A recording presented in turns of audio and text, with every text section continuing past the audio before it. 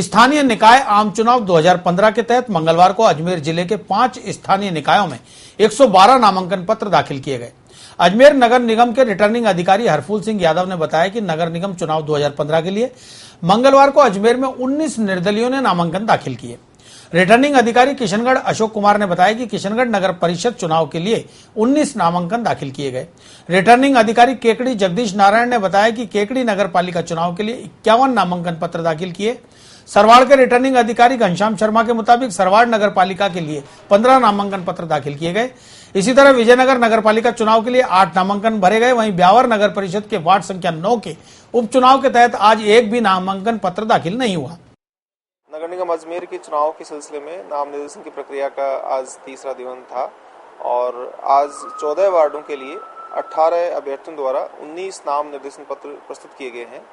ये नाम निर्देशन प्रक्रिया कल प्रस्तुत करने का कल अंतिम दिन है। कल 3 बजे तक जो भी हमारे पास नाम निर्देशन पत्र प्राप्त होंगे उनको हम जमा करेंगे। उसके उपरांत हम 6 तारीख को परसों इनकी समीक्षा करेंगे प्रातः 11 बजे से। नाम निर्देशन पत्र प्रस्तुत करने के लिए 2-3 महत्वपूर्ण बातें मैं सभी संभावित अभ्यर्थियों के लिए बताना चाहूँगा। पहली बात यह है कि जो भी दस्तावेज जाति प्रमाण पत्र हैं, शैक्षणिक योग्यता के प्रमाण पत्र हैं, वो स्वयं प्रमाणित करके या नोटरी पब्लिक वगैरह से अटेस्टेड करवा के प्रस्तुत करें। साथ ही उनके जो मूल दस्तावेजात हैं वो समीक्षा के समय अपने साथ रखें ताकि समीक्षा के समय मांगे जाने पर कोई चीज़ हो तो उसको हम देख सकें। साथ ही शैक्षणिक योग्यता के संबंध में राज्य निर्वाचन आयोग ने दिशा निर्देश जारी किए हैं, जिसमें एक महत्वपूर्ण दिशा निर्देश ये है कि जो नॉन मैट्रिक होंगे और जिन्होंने कोई डिग्री वगैरह ले लिए किसी विश्वविद्यालय वगैरह से, तो वो इसमें मान्य नहीं होगा। उनका मैट्रिक पास होना जरूरी है।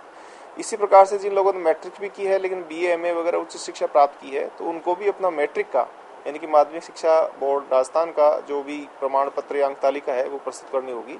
इसके साथ ही देश भर के करीब 87 शिक्षा मंडल बोर्ड वगैरह हैं जिनको माध्यमिक शिक्षा बोर्ड राजस्थान अजमेर के समकक्ष मान्यता की सूची राज्य निर्वाचन आयोग ने हमें प्रेषित की है, जो हमारे राज्य निर्वाचन आयोग की वेबसाइट पर भी उपलब्ध है। तो सभी अभ्यर्थियों से मेरा अनुरोध रहेगा कि अपना नाम निर्देशन पत्र भरते समय इन बिंदुओं का ध्यान रखें ताकि उनको किसी प्रकार की असुविधा का सामना नहीं करना पड़े। बुधवार को कलेक्ट्रेट में सुबह 10 बजे से 3 बजे के बीच प्रत्याशियों का मेला लगेगा। प्रत्याशी अपने समर्थकों के साथ कलेक्ट्रेट पहुंचकर नामांकन दाखिल करेंगे। प्रमुख राजनीतिक दल भारतीय जनता पार्टी और कांग्रेस अंतिम दिन ही अपने प्रत्याशियों को सिंबल प्रदान करेंगे। इसके अलावा बड़ी संख्या में निर्दलीय और बागी प्रत्याशी भी ताल ठोकेंगे।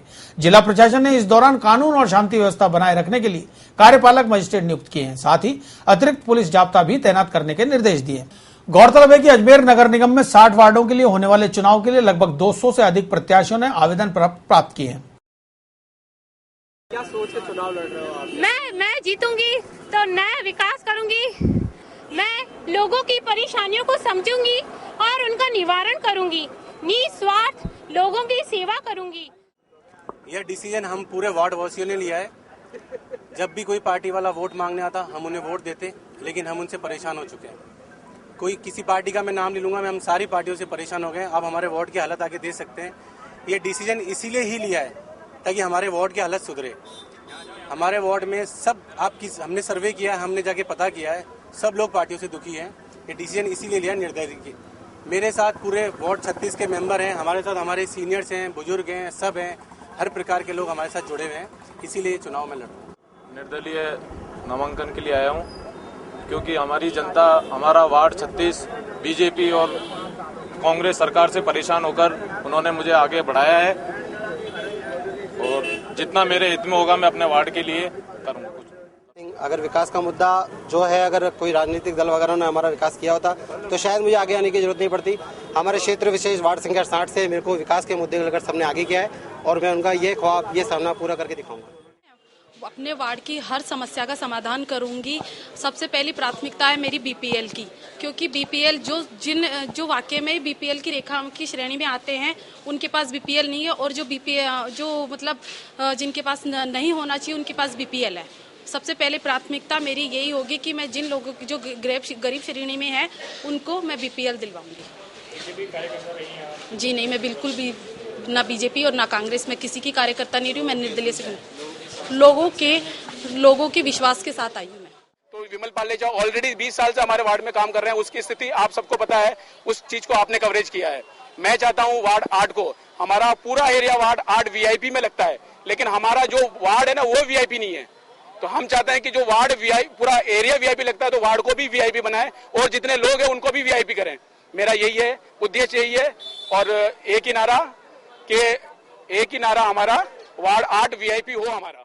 जो हमारा वार्ड है वहाँ पे कितने टाइम से कितने पार्षद आके चले गए, कोई विकास नहीं होता, ना कोई काम होता, और कांग्रेस का वोट बैंक है एक, और जब उनका इलेक्शन होता है जब आके वोट मांगते हैं, बस और कोई कारण नहीं है हमारा ये दरबार का जो नाला है वो हमें बनवाना है, और भी हमारे बहुत सारे मेन गेट का जो लक्ष्य है दरगाह के क्षेत्र के बहुत सारे बहुत गंदगी वहाँ पे, कोई पार्षद भी आता है कोई काम नहीं करता। हम आके दरगाह हमारा कारण है लड़ने का, दरगाह विकास। मैं ये समझती हूँ कि भारत की नींव एक वार्ड, मोहल्ला, कॉलोनी से होता है। जब हमारा वार्ड, मोहल्ला और कॉलोनी ही स्वच्छ, सुंदर और विकास की ओर नहीं है तो मुझे वो विकास करना है ताकि हमारे भारत देश की नींव मजबूत बने। और जो अब हमारा अजमेर अब स्मार्ट सिटी बनने जा रहा है, तो मैं सभी से यही निवेदन करती हूँ कि आप सभी स्मार्ट बने, जागरूक बने और ऐसे व्यक्ति को वोट करें जो आपके वार्ड का विकास करा सके।